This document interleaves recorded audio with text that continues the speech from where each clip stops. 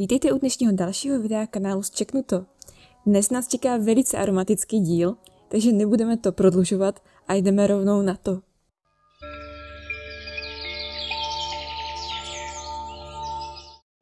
Dnes společně navštívíme 6. ročník Tvarůžkového festivalu v Olomouci. Tato dvoudenní akce se konala přímo v centru Olomouce na jejím horním a dolním náměstí. Samotná Olomouc čítá kolem 100 000 obyvatel a je krajským městem Olomouckého kraje. Olomoucký kraj je doslova nabitý různými turistickými destinacemi. Mezi ně lze zařadit i Malý Kosíř, který jsme navštívili v minulém díle, a odkaz na toto video je vám k dispozici v pravém horním rohu právě teď. Právě k tomuto videu se musíme vrátit, neboť v něm padla kvízová otázka, na kterou jsme slíbili dát vám odpověď v rámci tohoto videa. Ptali jsme se, jaký je rozdíl mezi nadmořskou výškou Velkého a Malého Kosíře. K této náročné početní úloze si budeme muset vzít na pomoc kalkulátor. Samozřejmě vědecký. Čím víc vědecký, tím lepší. A také samozřejmě musíme znát hodnoty jednotlivých nadmořských výšek. Ty jsme říkali právě v minulém videu, nebo si je můžete jednoduše najít někde na internetu. Do kalkulátoru tedy zadáváme následující 442, což je výška nadmořská Velkého Kosíře, a od toho odečteme výšku Malého Kosíře, který vidíme již tady na mapě, takže 317, a rovná se 125. Čili správná odpověď je rozdíl 125 metrů. Berte tuto část videa s nadsázkou, samozřejmě se to dalo spočítat z hlavy. A pokud jste došli ke správnému výsledku, tak vám moc gratulujeme. Teď už však nastal ten správný čas se vrátit zpátky k dnešnímu tématu. Tím je Tvarůžkový festival a samozřejmě s ním i spojené tvarůžky. Tvarůžky jsou zrající sýr z odtučněného mléka se specifickým aroma, které nemusí být každému příjemné. Pravdou je, že jsem také nebyla fanouškem tvarůžků, dokud jsem neochutnala tvarůžkový štrůdl, tedy tvarůžky v listovém těstě. A od té doby na ně nedám dopustit. Přesná doba, kdy se poprvé tvarůžky objevily na stolech českých domácností, bohužel není známá, ale i velmi staré dokumenty ukazují, že tvarůžky byly běžnou součástí tehdejších jídelníčků a v roce 1583 se poprvé objevil název tvarůžky v tehdejších olomouckých dokumentech. Ačkoliv se tvarůžky vyráběly především v okolních vesnicích, tak k ním neodmyslitelně patří i přídavné jméno olomoucké, tedy olomoucké tvarůžky. Tento název získali převážně kvůli tomu, že se prodávali na olomouckých trzích. V současnosti asi nejvýznamnějším producentem tvarůžků je společnost AV v Lošticích. Zde rodina Veselsu začala jako první vyrábět tvarůžky již v roce 1876 a od té doby pokračují. Jsou právě i výhradními výrobci olomouckých tvarůžků. Dalším výrobcem je firma Tvark a jejich tvargle. Ty sice začaly vyrábět až v roce 2020, každopádně už teď jsou nositeli různých ocenění. A k tomu navíc vyrábí velmi dobré pivo. A teď už vás konečně vezmeme na Tvarůžkový festival. My jsme sem vyrazili na ten první sobotní den, konkrétně vyrážíme od galerie Šantovka přes most, který vede rovnou k tržnici. Odtud je to potom kousek na dolním náměstí, kde se má konat právě ta komornější část akce. No a potom budeme pokračovat na horní náměstí. Pokud by se vám nechtělo přímo do centra, tak můžete navštívit některé z okolních restaurací, které po tyto dny nabízí taktéž tvarůžkové speciality.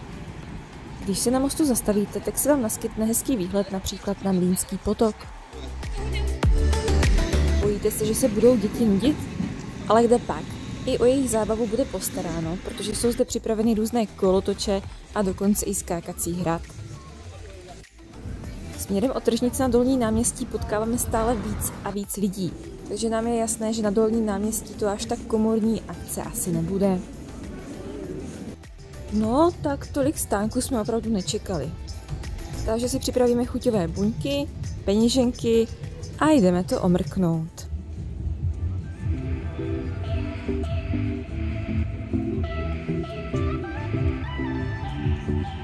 Je tu od všeho všechno, takže i pokud nejste milovní tvarůžku, tak se nemusíte bát, že byste se nenajedli. Potkat můžete převážně známé či méně známé regionální značky a kromě jídla zde můžete nakoupit i různé maličkosti, jako jsou třeba květiny, knihy a tak dále. Pokud by vám nic z nabídky nepřišlo vhod, tak se alespoň můžete pokuchat místními památkami.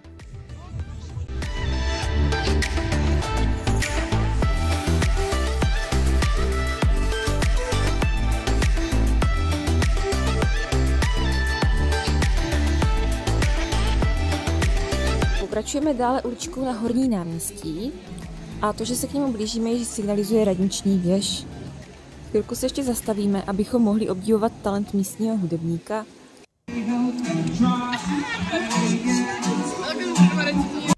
A jdeme dál. Stánky pokračují, lidí přibývá a už jsme na Horním náměstí.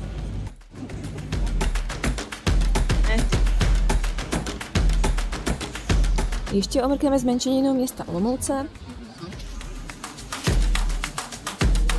a také Orloj.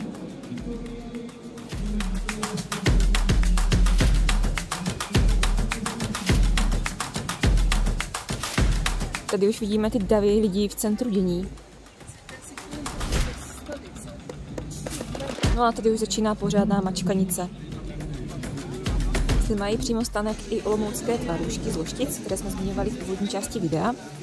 A čím víc se blížíme k pódiu, tím víc už si člověk nemůže s nedostatkem prostoru ani nadechnout, natož natáčet.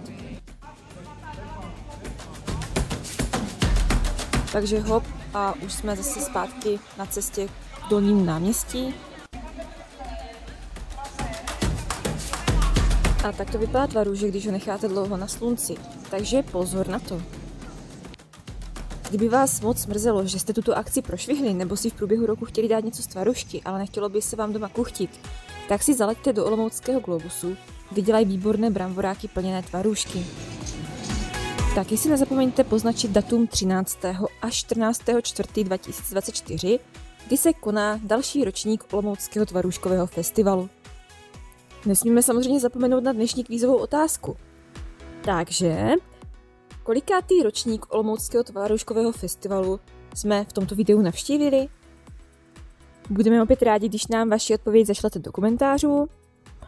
A my zase v příštím videu řekneme správnou odpověď. A od nás je to už pro dnešek všechno. Jsem moc rádi, že jste dokoukali až sem. Pokud se vám naše video líbilo, tak budeme rádi za každý váš odběr nebo like. Klidně se s námi v rámci komentářů podělte o nějaký ten tvarůžkový recept, nebo napište, jestli máte tvarůžky vůbec rádi. A také nezapomeňte sledovat náš Instagram.